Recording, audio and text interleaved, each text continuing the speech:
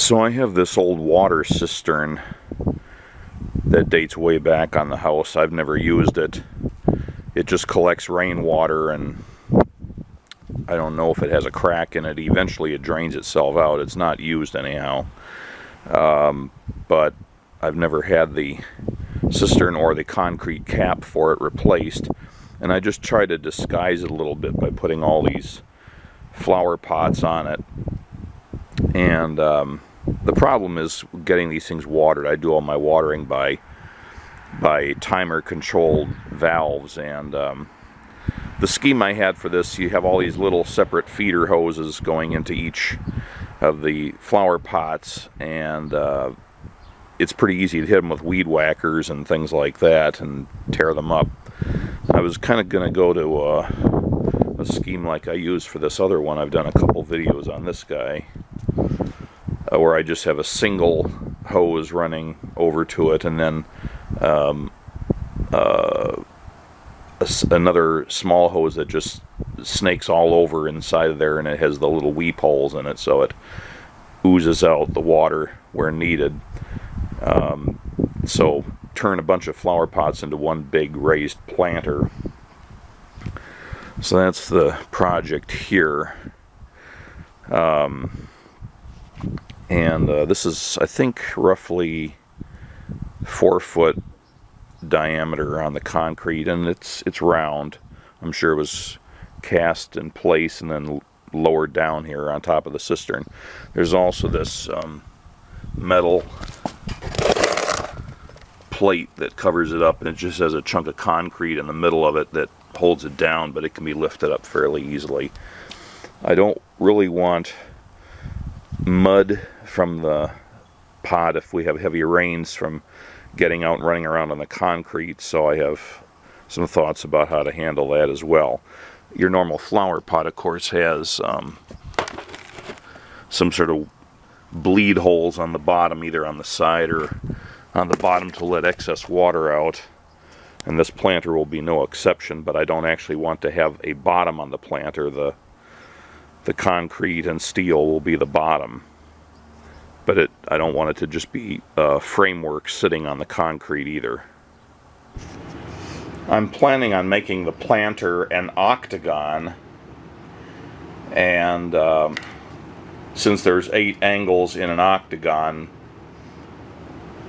it ends up being 135 degrees per angle, inside angle going around. So I just have this piece of scrap plywood, and I measured off 90 degrees and then added another 45 degrees, or if you want to look at it that way, is adding 45 degrees that way.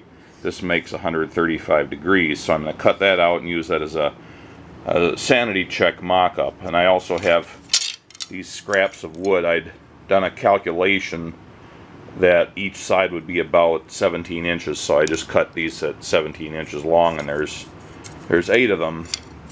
So along with this, I should be able to go out there on the concrete and just make sure those dimensions are correct before I cut the real wood. Well, I managed to knock these a little bit out of whack, so I had to fudge the angle a little bit on the last piece, but it's a pretty decent sanity check. The pieces of that length will definitely go around. It should clear that steel plate so that no part of the planter is actually resting on the steel plate, and I can scooch that over in this direction. It's not centered very well now. It's kind of pushed in that direction of the opening in the concrete, so I can move that over a little bit. Seems like a pretty decent size. I might go with like an extra ½ an inch or something, make it 17.5 inches per side maybe instead of 17 inches, but I don't want to go much over that. I do want to have some concrete around the outside instead of having the planter right up against the grass on the verge there. As another sanity check, I just got a couple of pieces of paper here that are cut to the thickness of the boards I'm going to be using, and I measured out a 67.5 inch or 67.5 degree angle using my digital protractor here, and cut the paper so that I could flip one side around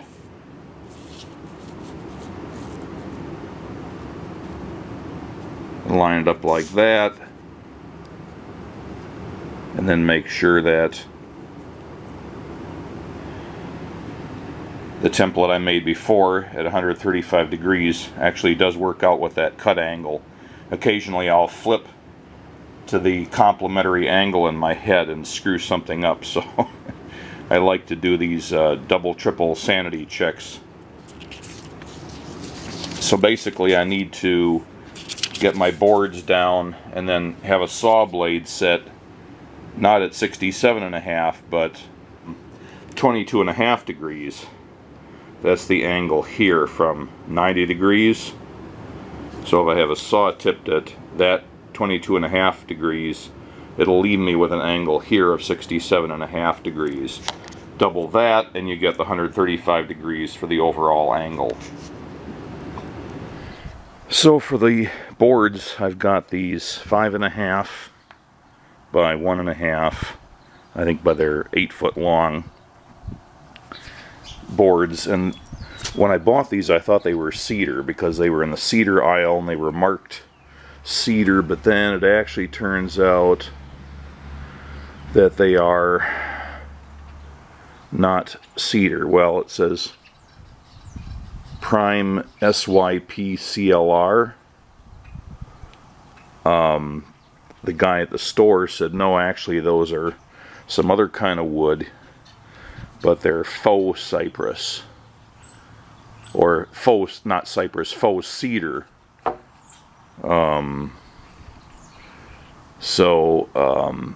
Pressure treated boards of some kind. I don't really know what they are. I don't know if they're pine that's been pressure treated or something else, but these are about $11 per board. And they did have some actual cedar boards, which is what I really wanted, but they were much smaller and not really suitable for the task. And on top of that, they were about $50 a board. I wasn't going to do that, so for this planter, this is going to have to work, and hopefully I won't have any issues with it. Okay, 1, 2, 3, 4, 5, 6, 7, 8 pieces. That's for one layer.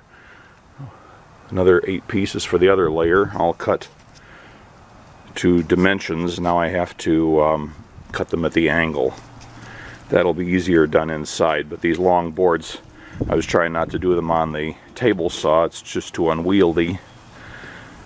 Even the miter saw could have done it, but it was easier to do it outside with my circular saw.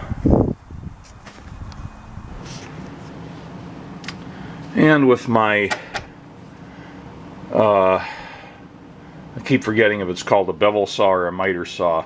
I'm going to call it a miter saw today. With it set to 22.5 degrees, which is a mark already made there for fairly obvious reasons, since it's a common angle you're going to cut. I've chopped off this little piece and left myself with the required shape.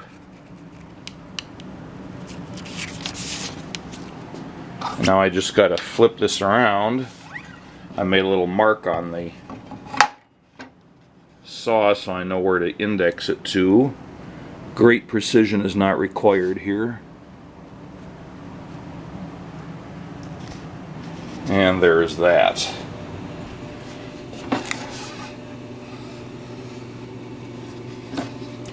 Now the way I have it figured, I wanted to go about 17.5 inches on the center line.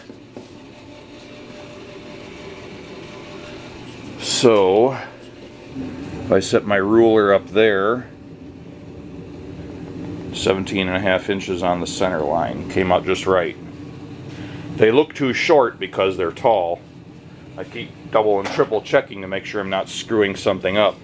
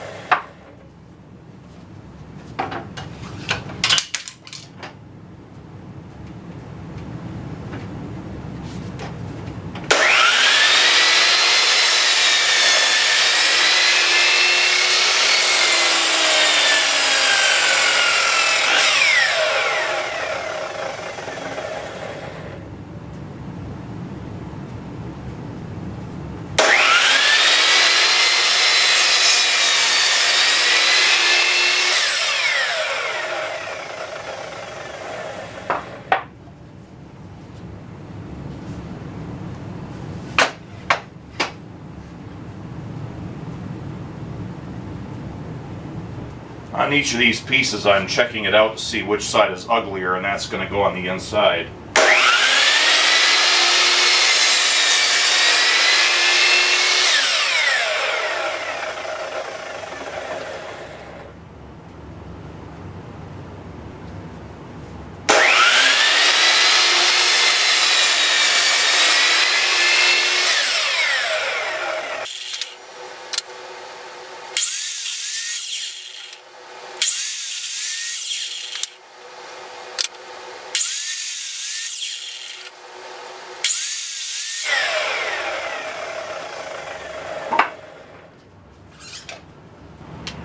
Alright, I've got 16 pieces all cut at the angle,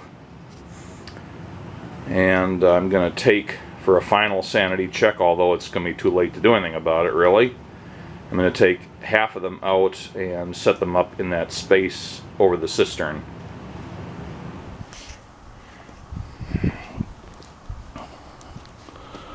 Looks like it came out just about right. Once again, it's a little bit to the side because I'm trying to clear the cover plate, which is off center at the moment.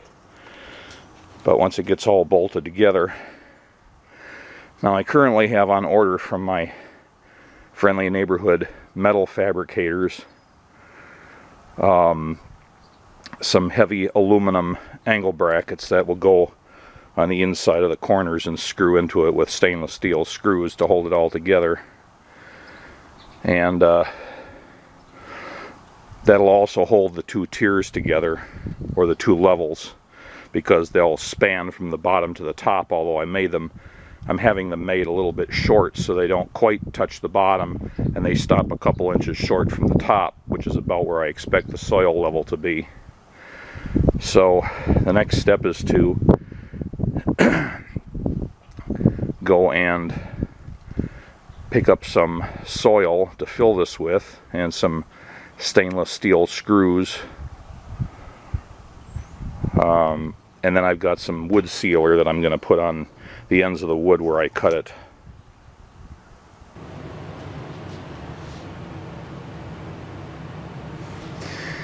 So now with all the pieces cut, I just want to do something to seal the end grain of the boards where it's been cut.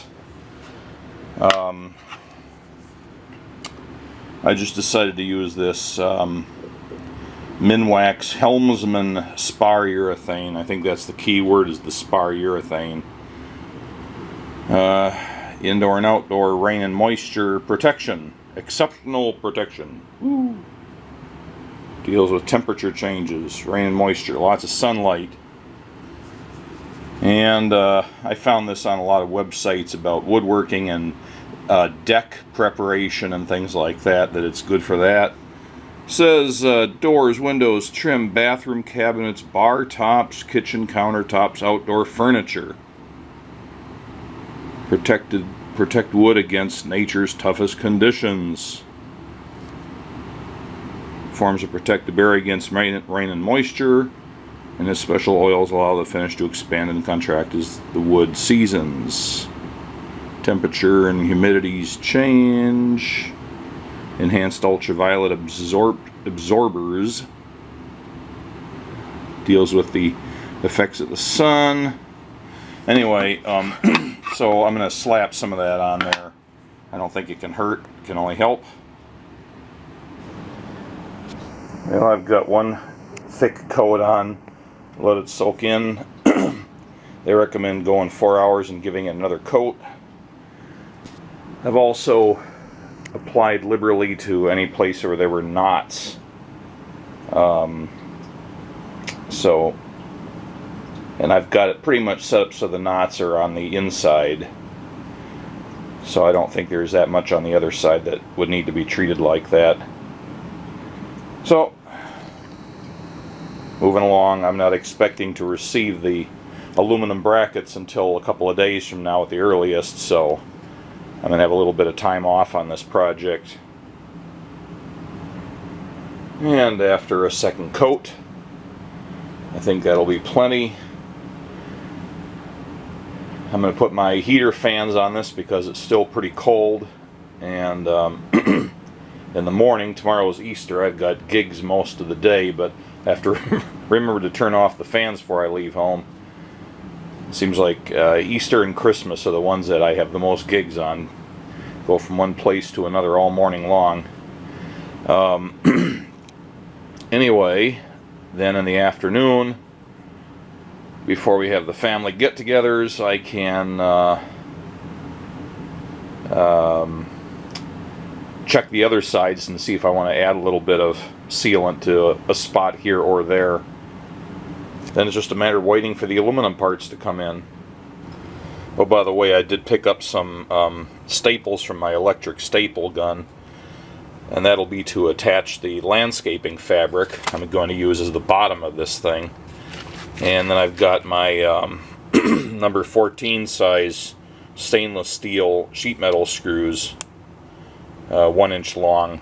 That'll give 3/4 of an inch into the wood after, or actually 7/8 of an inch into the wood after going through the 1/8 inch thick aluminum brackets.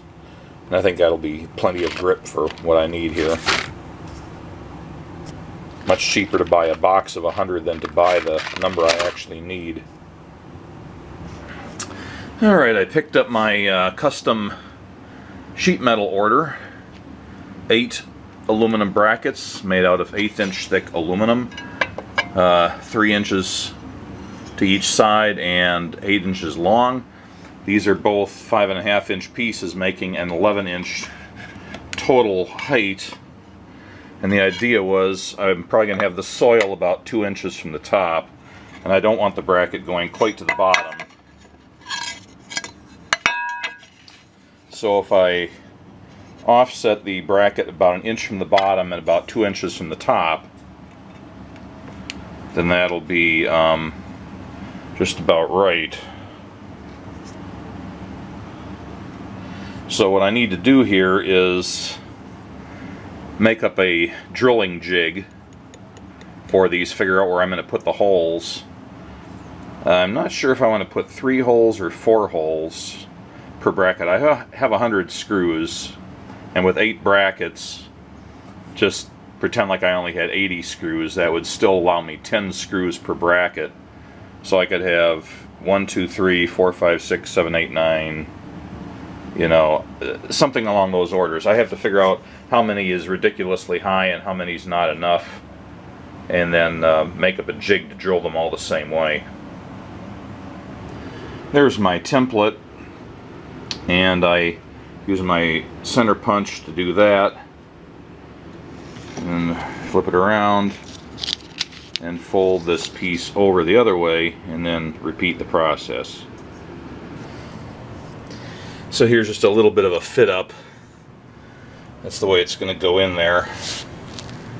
And these boards will go like this. I don't have the angles quite right here, but something like that.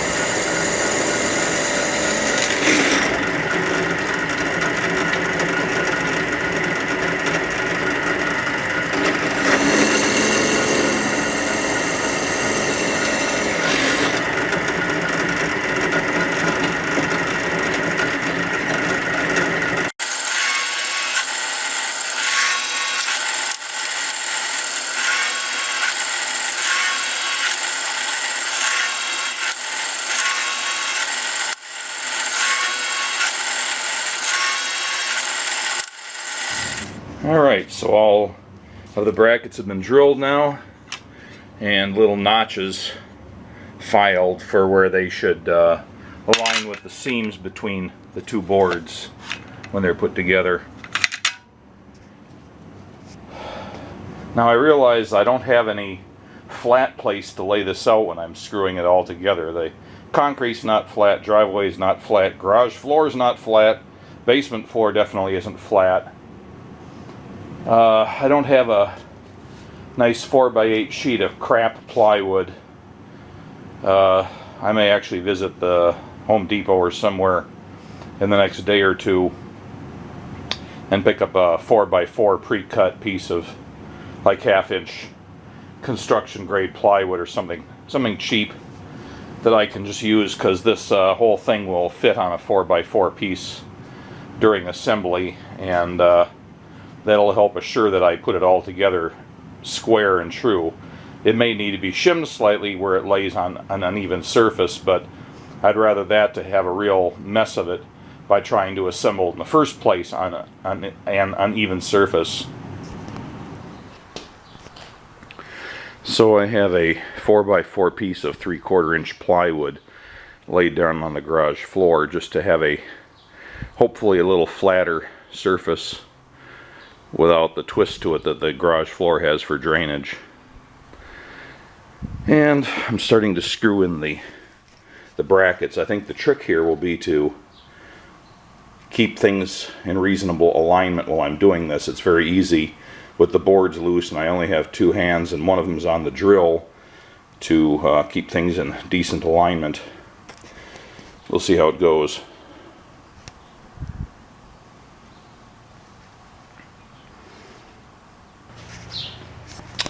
Alright, there's the first layer.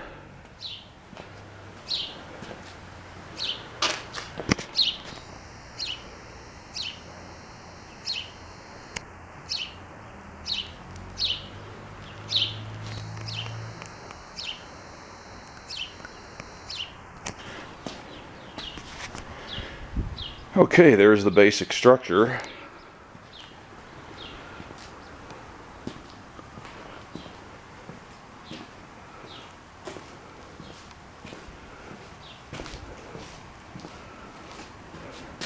Went together pretty easily. I found a couple of the boards had a slight warp to them and so on that only showed up when you tried to bolt everything together. So there's a couple edges that aren't quite lining up perfectly. This one wanted to sit just a little tall, but that was to be expected. None of these are precision cut, and although the angles are pretty true, just dimensional issues with the individual boards add up when you try to bolt them all together. That's all there is to it. And after this sits outside for a year or so, probably going to have some additional tendency of the wood to change shape slightly. So I have this roll of 30-foot by 50-foot landscape fabric from Ace Hardware. Tear resistant, eco-friendly, UV resistant, ideal for general landscaping, flower beds, trees, shrubs. Rather than flip the thing upside down and just staple the landscaping fabric along the rim, I thought it would be a little stronger if I just laid it inside, folded it up the sides, and stapled it along there. I don't know if it makes a huge difference, but it seems the better idea at the moment.